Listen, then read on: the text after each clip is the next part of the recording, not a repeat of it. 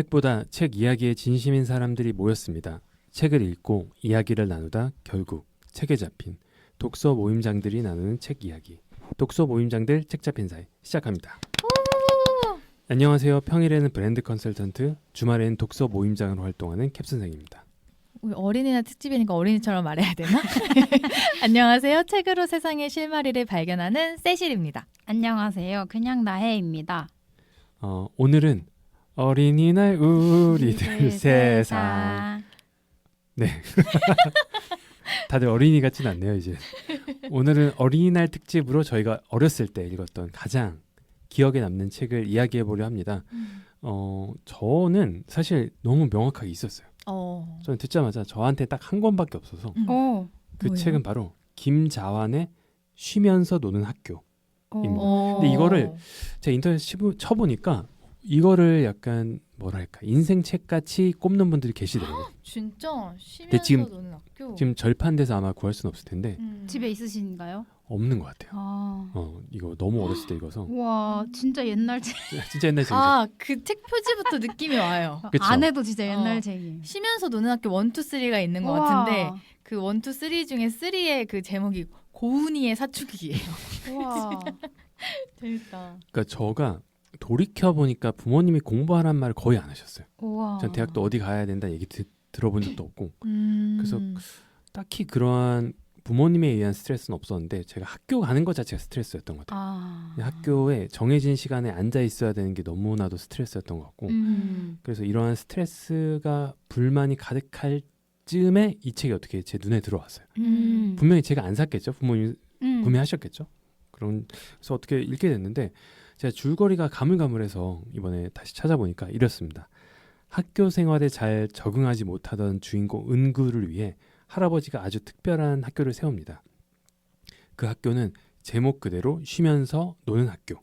그래서 정해진 시간표도 없고 시험도 없고 아이들이 스스로 하고 싶은 것을 고르면서 생활합니다. 뭐 수영장, 축구장, 도서관, 만화방, 기숙사 같은 공간도 잘 갖춰져 있고요. 처음에는 그저 신나게 놀기만 하는 듯 보이지만 시간이 지나면서 은구는 스스로 생각하고 느끼고 배우기 시작합니다. 억지로 시켜서가 아니라 자율적인 환경 속에서 자기 마음과 흥미를 다시 발견하게 되는 거죠. 저도 이 책을 읽으면서 어렸을 때 제가 원하는 대로 수업을 들었으면 좋겠다는 생각 많이 했던 것 같아요. 그리고 제가 대학교 입학했을 때 그게 너무 좋았던 것 같아요. 그렇죠. 수업을 골라낼 수 내 있는 주체성인 대로. 근데 초, 중, 고는 정해진 대로 가야 되잖아요. 맞아. 전 그게 너무 어렸을 때도 스트레스였던 것 같더라고요. 근데 어렸을 때 이 책을 읽으면서도 이건 뭐 소설이지 생각했는데 요즘 와서는 그게 아니라고 느끼고 있어요. 앞으로는 이렇게 될 것 같아요. 왜냐하면 지금까지 직업이라는 거는 꼭 필요한 것을 해내야만 하는 것들이 많잖아요. 근데 앞으로는 AI와 로봇이 계속 발전하면 인간에게 꼭 필요한 것들은 AI와 로봇으로 끝날 것 같아요. 그러면 결국 누가 남냐? 인간의 업무는 무엇이 될 거냐? 그러면 저 이 고민을 요새 많이 하고 있는데 거기서 좀 힌트를 얻은 것 같아요. 로봇이 인간보다 축구나 야구나 농구를 다 잘하겠죠, 나중에. 그럼에도 불구하고 인간의 경기를 보고 싶어 할 것 같아요. 왜냐, 인간의 그 미약함, 실수, 그리고 뭔가 감정, 불필요한 감정, 그리고 어떠한 그 동질감 이런 것들로 인해서 완벽한 경기보다 인간이 하는 경기를 볼 것 같은 게 이미 바둑은 알파고가 훨씬 잘하잖아요. 그럼에도 인간들의 경기를 보잖아요. 맞는 것 같은 게 양산형 유튜브보다는 우리 되게 연예인들도 홍진경이나 이런 사람들처럼 되게 날것의 것에 더 관심을 갖는 것처럼 그러니까 기능적으로는 더 우월할지라도 인간이 하는 걸 보고 싶어하는 게 있는 것 같아요. 근데 그거의 핵심은 인간이 그걸 함으로써 완벽히 몰입해 있는 인간을 보고 싶어하는 것 같아요. 그 경기의 결과나 그것보다는 그냥 몰입해 있는 다른 인간을 보는 그 즐거움이 큰 것 같거든요. 그 말인즉슨 결국에 AI와 로봇이 발달할수록 누가 더 몰입할 것을 찾아서 몰입해 있느냐가 경쟁력일 수 있겠다. 그러니까 이걸 흔히 뭐 본인의 적성을 찾아라, 뭐 즐거운 걸 해라 이렇게 얘기하지만 전 핵심은 그 몰입해 있는 그 모습에서 인간이 좀 희열을 느끼는 것 같아요. 그러니까 예술이라는 것도 가수면 그 노래에 몰입해 있는 가수를 우리가 열광하는 거고 배우라면 그 역할에 몰입해 있는 모습에 열광하는 거고 맞아. 모든 게 다 그렇잖아요. 건성건성하는 사람한테 뭔가를 못 느끼잖아요. 그래서 저는 앞으로는 이제 몰입해 있는 인간의 모습 그 자체가 경쟁력이 되지 않을까? 그럼 결국 이 쉬면서 노는 학교에서 얘기한 것처럼 나는 쉬면서 무엇을 하고 놀까? 거기서 좀 해답이 있지 않을까? 그러니까 쉬면서 내가 하는 그 논다는 행위가 내가 몰입할 수 있는 행위인 거죠. 그래서 이게 중요하지 않나 하는 생각이 들어서 지금 이 방송을 듣고 있는 어린이들은 빨리 여러분들이 어린이들 약간 놀아라. 스트레스 받는 거 아니야? 놀 때도 생각해야 돼. 좀 생각하면서 놀아라. 되게 이 응구 이야기 그러게요. 되게 와닿는데요. 되게 훌륭한 할아버지 밑에서 이거 듣는데 약간 그 생각 났어요. 악동 뮤지션의 부모님 느낌. 홈스쿨링 하면서 되게 자유롭게 놀듯이 막 음악도 하고 뭐 이런 느낌으로 악동 뮤지션이 크지 않았나 이런 생각이 들었네요. 근데 그렇게 부모님들이 왜 못할까 보면 그 부모님 자체가 그러한 트라우마가 있는 것 같아요. 맞아. 예를 들면 이런 루트를 못 밟았을 때 얼마나 사회적으로 차별을 받고 경제적 어려움을 겪는지를 느꼈기 때문에 네. 내 자식은 그러지 않았으면 하는 바람에 같은 루트를 강요하는데 맞아. 근데 세상이 너무 변하잖아요. 맞아요. 지금은 특히 AI가 발달하면서 사실 대학교가 그렇게까지 중요한가 하면서도 모두들 공부를 엄청 시키잖아요. 왜냐하면 대학교를 좋은 데 가면 그게 마이너스는 안 되니까 라는 생각이 드는 맞아. 거죠. 마이너스. 근데 너무 이제 그런 입시 위주의 그런 주입식이 좀 강하다 보니 뭔가 AI 시대에는 그런 것도 필요하긴 하겠지만 조금 더 창의적인 아이디어가 많이 필요하잖아요. 그래서 그런 게 제한되지 않을까 하는 생각도 문득 들었어요. 너무 갑자기 어린이날에 심오한 얘기를 해서 어린이들한테 미안하기는 한데 그 얘기 들으면서 또 느낀 게 제가 이제 마지막으로 학교에서 근무했을 때 마지막으로 있었던 지역이 반포예요. 근데 반포랑 대치가 분위기가 되게 다르거든요. 그래서 반포는 약간 진짜 여유로운 분들이 많아요. 대치는 정말 복가치게 열심히 사는 그런 느낌이 강한데 반포에 있는 친구들은 대부분 이런 쉬면서 노는 학교, 고도화된 그런 학교인 국제학교로 빠지고 대치에 있는 친구들은 이제 외고라든지 좀 이제 정말 서울대를 위해서 이런 그런 빡빡한 일정을 소화하는 그런 학원이나 학교로 이제 빠지는데 시간이 지날수록 진짜 더 그 가치를 인정받는 쪽은 좀 여유도 즐길 수 있고 놀 줄도 알고 그 좀 즐길 수 있는 그런 느낌이 더 이제 각광받지 않을까 생각이 드네요. 제가 AI 유튜버들 해외 유튜버들 얘기 들어보면 방금 말씀해주신 되게 핵심인데 결국에는 취향의 싸움이라고 말하는 사람들이 많거든요. 그럼 뭐냐면 누가 더 잘 노느냐의 경쟁일 수 있는 거예요. 누가 더 고급 문화를 즐기느냐. 근데 그러면 이제 쉬면서 노는 학교에 있는 친구들은 뭐 음악이 됐건 미술이 됐건 이런 취향들이 너무 고도화되는 거죠. 그러면 이 고도화된 취향으로 본인이 사업할 때 이걸 접목하면 훨씬 더 이제 고가로 판매할 수 있는 건데 공부 그 자체만 하면 이 취향을 몰라요. 그냥 그래서 그런 것도 있는 거네요. 갑자기 어린이날이니까 나이님이 다시 한번 어린이날로 한번. 그래 나이님 어린이날 책 궁금하다. 제가 어린이날 책 하면서 딱 기억에 남는 게 13살 키라라는 책이거든요. 근데 이게 제가 알기로 이게 경제책이다라는 거를 기억하고 있어요. 12살? 이게 시리즈가 2개였어요. 12살의 부자가 된 키라가 첫 번째고 그 다음이 13살 키라예요. 근데 제가 기억하기론 돈 모으는 얘기를 분명히 읽었던 기억이 있거든요. 근데 아마 제가 12살의 부자가 된 키라도 읽고 13살 키라도 읽었을 거예요. 표지를 보면 이제 13살 키라가 저한테 익숙하더라고요. 그래서 이게 한 2004년도쯤에 나온 책인데 보도 셰퍼라는 독일의 경제 유명하잖아요. 근데 제가 이분의 책을 돈이라는 책도 가지고 있거든요. 근데 전 이 동화책을 이분이 쓴지 몰랐어요. 동화책은 아니지만 아무튼 어린이 소설책? 동화 맞지 동화. 그래서 본인의 이제 본인이 어렸을 때의 경험을 바탕으로 쓴 책인데 제가 이거를 왜 12살이 된 키라를 읽고 싶었거든요. 왜냐면 경제 관련된 얘기니까 좀 한 번 더 읽어보면 재밌겠다 싶었는데 요 책은 거의 절판이 되고 약간 만화책으로 각색되어 있었는데 그거 말고 이제 제가 기억하는 13살 키라를 한 번 더 읽고 왔어요. 근데 내용이 어린이를 위한 책이 아니라 그냥 약간 어른을 위한 책 같더라고요. 그래서 이제 12살의 부자가 된 키라 내용은 이제 어린이 초등학생 12살인 키라가 뭐 돈을 버는 방법, 돈을 모으고 뭐 이렇게 저축하는 내용이고 이제 13살 키라는 이제 12살에 부자가 됐으니까 13살에 그 돈을 가지고 어떻게 살아가야 되는지에 관한 내용이었거든요. 그래서 이게 어린이들을 위한 책이라기보단 조금 어른들도 읽어도 좋겠다라고 생각이 든 게 13살 키라는 돈보다 더 중요한 게 뭔지를 키라에게 주변인들이 가르쳐주는 내용의 얘기예요. 그래서 이제 13살 키라가 스스로 이제 돈을 모아서 미국에 유학을 잠깐 가게 돼요. 근데 이제 거기를 가서 거기를 가는 동안과 이제 거기를 가서 친구들이랑 지내는 그런 내용을 담은 책인데 이게 어떤 글이 나오냐면 이 키라의 멘토 같은 부자 아저씨가 있어요. 근데 그 아저씨가 이제 키라한테 더 좋은 시간이 오기를 기다리지 마라. 매 순간을 충실하고 행복하게 살고 어떤 상황이든 긍정적인 면을 보려고 노력해야 해. 이렇게 얘기를 해준다거나 아니면 또 뭐 패배하는 사람은 포기하기 때문에 패배하는 것이고 승리하는 사람은 포기하지 않기 때문에 결국 승리하고야 마는 거란다.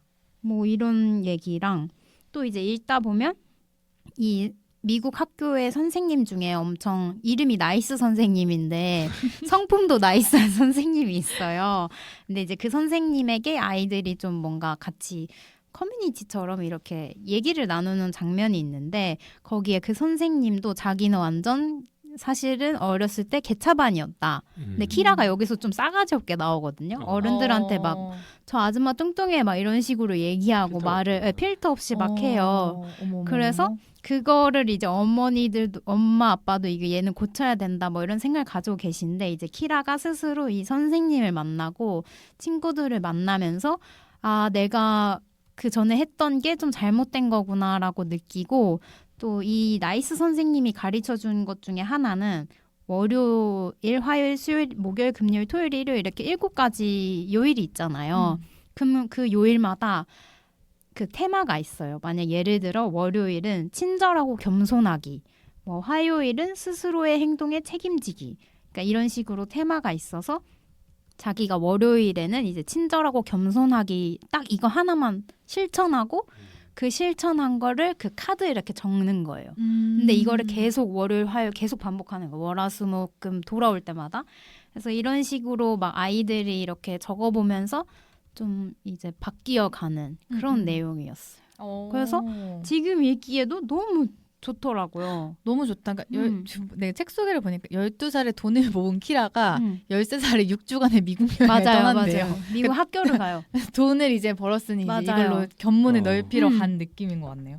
처음 들어봤는데 너무 흥미롭다. 이 버전이 있는지 몰랐어요. 13살 키라. 요새 어린이들이 워낙 이제 뛰어나니까 읽으면 금방 읽겠는데 이것도. 저도 궁금한데요. 저는 어렸을 때 이걸 읽었나 싶을 정도로 되게 새로운 내용이었다. 요즘 어린이들이 저희 때보다 돈에 대한 감각은 더 뛰어난 것 같아요. 맞아요. 네, 그렇죠. 당근 제 사촌 동생이 초등학교 6학년 때부터 약간 그 걔네 아버지가 사업을 하시니까 그런지 모르겠는데 돈에 엄청 머리를 막 빠릿빠릿하게 굴리는 게 솔직히 저는 초등학교 때 그런 생각을 못했는데 이렇게 테무가 있잖아요. 그래서 걔가 저한테 누나 나 테무에서 핸드폰 케이스 좀 사줘요. 그래서 막 같이 보면서 고르는데 이거 왜 이렇게 싸? 막 한국에서는 막 5,000원, 10,000원 이런데 여기 몇백 원이네. 그럼 이거 사서 떼다가 팔면 되겠다 이러는 거예요. 그래서 제가 와 어떻게 그런 생각을? 막 이렇게 생각도 하고 요새는 당근으로 있잖아요. 요새 초중고등학생들이 그 뭐죠? 자전거인데 바퀴가 뭐야? 브레이크 없는 자전거 픽시. 있어요. 픽시가 유행이에요. 진짜 너무 위험해 보이던데. 그래서 이제 이거 달기 시작했는데 그 픽시가 약간 부품을 이렇게 왔다 갔다 이렇게 바꾸는 DIY 커스터마이징 할 수 있는 그런 그게 거구나. 좀 유행인지 모르겠는데 아무튼 걔네 동네에서 걔가 막 안장만 따로 판다든지 막 이런 식으로 막 웃돈을 자기가 중고로 사서 더 팔고 막 이렇게 하는 걸 보면서 와씨 형한데? 나보다 나은데? 진짜 그런 생각이 들었어요. 되게 재밌다. 되게 신박하다. 네. 근데 그 당근이 저는 그 생각하는데 당근은 되게 훌륭한 전국민 세일즈 교육 장소라고 생각해요. 교육 플랫폼. 왜냐하면 우리가 흥정을 할 기회가 별로 없잖아요. 맞아. 네. 근데 예전에 시장 가면 흥정을 많이 했다고 하더라고요. 근데 당근을 통해서 같은 제품도 잘 파는 사람이 있어요. 그러다 보니까 제목은 어떻게 지어야 되지? 사진은 어떻게 찍어야 되지? 내용은 어떻게 설명해야 되지를 고민하는 거죠. 물론 거기 AI로 되긴 하는데 고객 문의가 왔을 때 어떻게 응대해야 되지? 그렇죠. 대화를 할 때 어떻게 협상해야 되지? 그래서 저는 당근은 어렸을 때 해보면 되게 좋은 플랫폼인 것 같아요. 괜찮다. 12살 읽고 13살 읽고 네. 당근까지 딱 해가지고 진짜. 재밌네요. 세실님은 어떤 책? 저는 그 초등학생 때 초등학생 한 3학년 때쯤 읽었던 책인 것 같은데 그 책 중에 가장 여운이 길었던 책을 가지고 왔어요. 아마 엄마한테 선물 받았던 책이었던 것 같은데 대략적인 줄거리는 뭐냐면 그 5살의 부모님을 잃은 체로키 인디언 혼혈 소년인 리틀 트리가 그 체로키 인디언인 할머니 할아버지 밑에서 자라는 이야기예요. 그래서 할아버지는 산에서 옥수수 밀주 만들어서 팔고 할머니는 체로키 전통 이야기를 들려주는 분인데 이분들 이제 부모님을 다 여의고 막 친척들이 싸우는 와중에 우리가 키울게 해서 산속으로 얘를 데리고 가거든요. 그래서 이제 이 친구는 학교에서 가르쳐 주는 것과 완전히 이제 다른 걸 배워요. 그래서 교과서가 아니라 산을 오르면서 사냥을 하면서 밥을 지으면서 이제 평화로운 시간을 보내면서 자연이랑 함께 하는 것들. 근데 이제 요 배경이 이제 인디언들을 되게 압박하던 그 시절의 경계여서 정부가 이 리틀 트리를 그 강제로 그 기숙학교에 보내요. 그러니까 약간 인디언 문화에 이렇게 애가 있는 거는 뭐 아이 인권 침해다 막 이런 느낌으로 해서 기숙학교에 이제 보내는데 거기서 체로키어를 쓰면 맞는 거예요. 그리고 이제 거기 가면은 본인이 누구인지를 지워야 살아남을 수 있는 환경에서 던져지면서 되게 또 많은 것들 정체성에 혼란을 얻고 할아버지가 애를 써서 결국엔 다시 오지만 이 두 분도 이제 나이가 많이 들다 보니까 세상을 떠나시기도 하고 그 과정에서 이 친구가 홀로 남겨지지만 이 영혼을 따뜻하게 하는 것들, 자기가 배운 것들을 지키면서 이렇게 살아나가는 여정을 그린 책이거든요. 그래서 이 에피소드에서 제가 되게 인상 깊었고 이 어렸을 때 읽었던 이 순수함을 여전히 간직하고 싶다 하는 그런 3가지를 가지고 왔는데 하나는 그 자연 속에서 할아버지랑 할머니가 이 생명 하나하나가 얼마나 귀한지를 계속 얘기해줘요. 이 촉감이라든지 봄에 올라오는 싹이라든지 그 밤하늘의 그런 별들이 매일매일 다른데 얘네들이 진짜 살아 움직이고 너랑 함께 하고 있다. 이런 것들을 이제 친구가 많지 않아도 자연 속에서 이 생명을 즐기면서 이렇게 느낄 수 있는 그런 배움을 할아버지랑 할머니 옆에서 배우는데 이거를 그 시절에도 읽으면서 저는 시골 출신이 아니지만 되게 읽는 와중에도 굉장히 마음이 편했던 것 같아요. 내가 이 리틀 트리가 된 것처럼 사랑받는 느낌도 들고 그리고 2번째는 뭐였냐면 이게 제가 커서도 저한테 영향을 줬던 이야기인데 아마 많이들 아실 거예요. 그 인디언의 늑대 이야기인데요. 마음에는 2마리의 늑대가 산다. 이게 그 인디언들 전통 이야기에서 비롯됐던 거더라고요. 그래서 저는 이 책에서 처음 접했는데 마음에 2마리의 늑대가 살아요. 검은 늑대랑 하얀 늑대가 살아요. 검은 늑대는 두려움이라든지 시기, 질투, 공포 같은 감정이고 하얀 늑대는 긍정적인 그런 에너지나 이런 것들을 의미하는데 할머니가 이제 물어봐요. 너는 어떤 늑대가 더 강해지길 바라니? 그러니까 결국에는 어떤 늑대가 더 강해지길 바래? 뭐 하얀 늑대가 더 강해지길 바래요. 했을 때 그러면은 누가 더 어떻게 하면 강해질까? 먹이를 주는 늑대가 더 강해진다. 그러니까 결국에는 이 이야기 속에는 내가 원하기만 한다면 본인의 어떤 의지와 행동으로 내가 원하는 방향으로 성장할 수 있다. 그런 자립성과 독립성을 알려주는 이야기인데 이게 여전히 저한테도 영향을 미치는 거를 이 에피소드를 준비하면서 다시 한번 좀 깨달았고 할머니의 교육 방식이 너무 탁월한 거야. 하얀 늑대를 무조건 키워야 해 이렇게 하는 게 아니라 너는 어떤 늑대가 강해졌으면 좋겠어? 그럼 그 늑대는 어떻게 하면 강해질까? 이런 질문을 통해서 스스로 생각하게 하는 것들.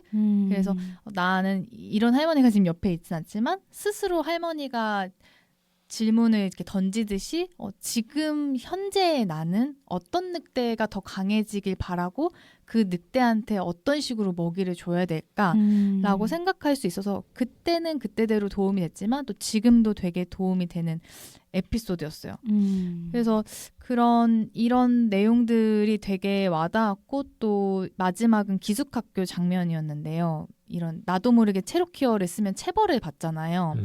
근데 아까 캡 선생님이 얘기해 주셨던 것처럼 다시 시대가 달라져서 이제는 본인의 어떤 개성과 자기다움이 있어야 살아남는 시대이기 때문에 또 분명 어떤 유행이나 사회적인 어떤 압박이 올지라도 내 안에 어떤 그 나만 아는 그런 순수함이라든지 고유성이 뭔지 계속 깨달으면서 이게 사회에 묻혀서 죽지 않게 내가 내 마음에 계속 물을 줘야겠다 이런 생각을 하면서 되게 오랜만에 그 어린이가 된 것처럼 재밌게 제독을 했습니다. 근데 또 이건 갑자기 어른의 시선으로 책 제목이 내 영혼이 따뜻했던 날들이에요. 제 책 제목을 얘기했던가요? 초반에? 하셨던 것 같은데. 근데 이게 따뜻한이 아니라 따뜻했던 이거든요. 갑자기 슬퍼지는 거야. 그러니까 이 리틀트리가 마지막에는 따뜻하지 않았나? 그러니까 그 추억하는 게 그래서 그냥 이 책을 딱 덮고 나서는 질문이 하나 딱 남았어요. 그래서 뭐 앞으로 어떻게 살고 이런 거는 지금도 여전히 생각을 하고 있지만 내 영혼이 따뜻했던 날들은 언제였더라? 리틀트리가 할머니 할아버지를 추억했던 것처럼 내 영혼이 따뜻했던 날들은 언제지? 그러면 그 날들처럼 현재도 따뜻하려면 어떤 순간에 나한테 좀 선물해줘야 될까? 그래서 어린이날이지만 내 안에 있는 어린이에게 이런 순간을 좀 선물해주고 싶다 하면서 되게 좀 새롭게 읽을 수 있었던 책이었습니다. 너무 진심으로 이 책을 아직 안 읽으신 분들께 추천드리고 싶어요. 뭔가 이렇게 어린이날 특집이긴 한데 어른이들을 위한 특집같이 느껴지기도 해요. 맞아. 우린 다 어린이를 하나씩 품고 있으니까. 그렇죠. 네. 어린이였던 존재죠.